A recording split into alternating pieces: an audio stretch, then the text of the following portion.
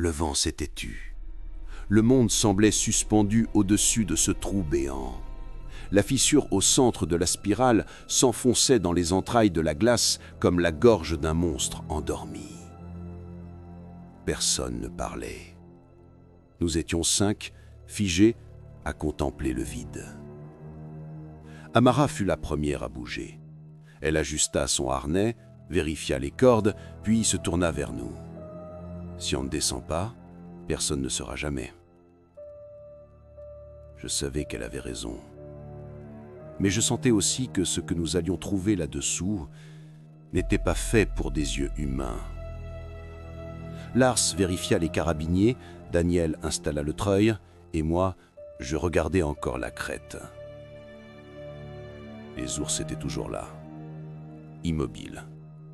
Des sentinelles, des statues vivantes de patience et de silence. Quand je descendis le premier, le froid me frappa d'un coup. Il n'avait plus rien d'arctique. Ce n'était pas le froid du vent, ni celui de la glace.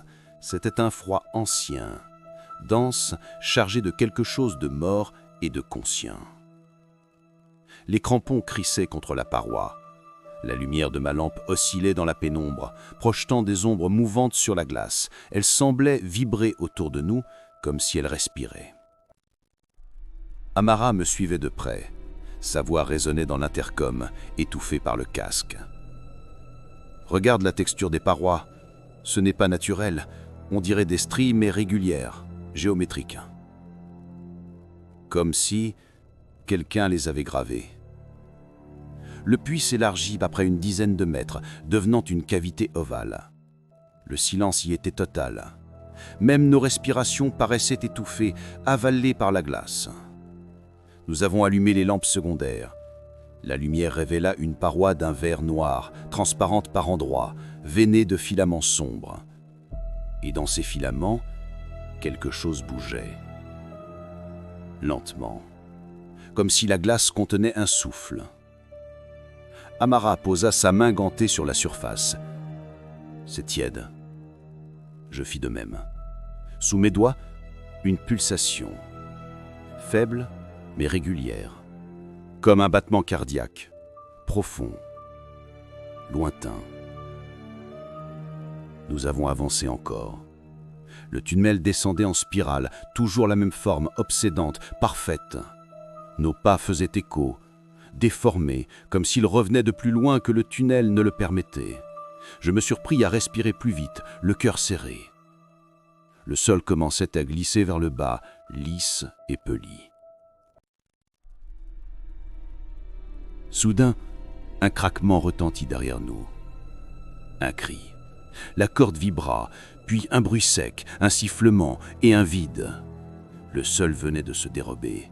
Lars et Daniel disparurent dans une gerbe de neige et de glace pulvérisée. Amara cria son nom dans la radio, mais seul un grésillement répondit. Nous nous sommes précipités vers le bord. Le trou descendait encore, plus bas, plus sombre. « Je les vois !» hurla-t-elle. La lumière de sa lampe révéla 2 silhouettes au fond. Lars à genoux, tenant sa cheville, Daniel à côté, encore sonné. « Ce n'est pas profond, dis-je. On descend. » Nous avons attaché la corde et glissé le long du boyau jusqu'à les rejoindre. L'air était plus épais, saturé d'humidité. Et le silence. Un silence tellement dense qu'il semblait absorber nos voix avant même qu'elles ne naissent. Nous avons aidé à se relever. Lars grimaçait de douleur. Entorse, pas cassé. Mais il était pâle, presque livide. Le tunnel autour de nous semblait respirer. Je le jure, la glace bougeait. À peine, mais assez pour que la lampe d'Amara projette des reflets mouvants sur les parois, comme des ombres qui se tordaient. « Ce n'est pas un gouffre naturel, » murmura-t-elle. « Je sais, tu le sens, nain, comme si on entrait dans quelque chose. » Je n'ai pas répondu parce que c'était exactement ça.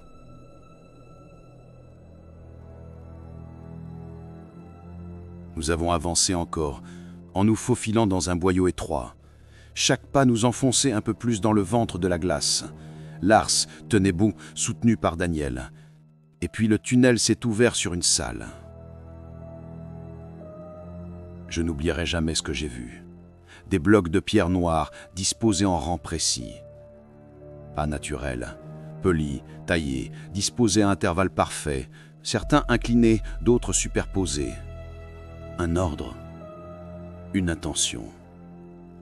C'était une architecture, mais d'une logique étrangère. Amara fit quelques pas, la main tremblante. C'est de la roche, pas de la glace. Quelqu'un a apporté ça ici. Quelqu'un. Ou quelque chose. Le faisceau de ma lampe glissa sur une paroi. Je crus d'abord à un motif géologique, mais non, c'étaient des symboles. Des spirales, des cercles gravés dans la pierre, identiques à celui du collier. J'ai eu un haut le cœur, parce que je savais ce que cela signifiait. Knox, dis-je simplement. Amara achâtela. Il est venu jusqu'ici et il a vu la même chose. Je ne savais pas encore que ce que nous voyions n'était qu'une entrée, que le vrai cœur du gouffre, lui, battait plus bas. Et qu'il attendait depuis 178 ans. Ce que nous avons découvert après cette salle dépasse tout ce que l'esprit humain peut concevoir. Si tu penses que le pire est passé, tu n'as encore rien entendu. Abonne-toi à Nuit d'horreur et descendons ensemble dans ce qui sommeille sous la glace.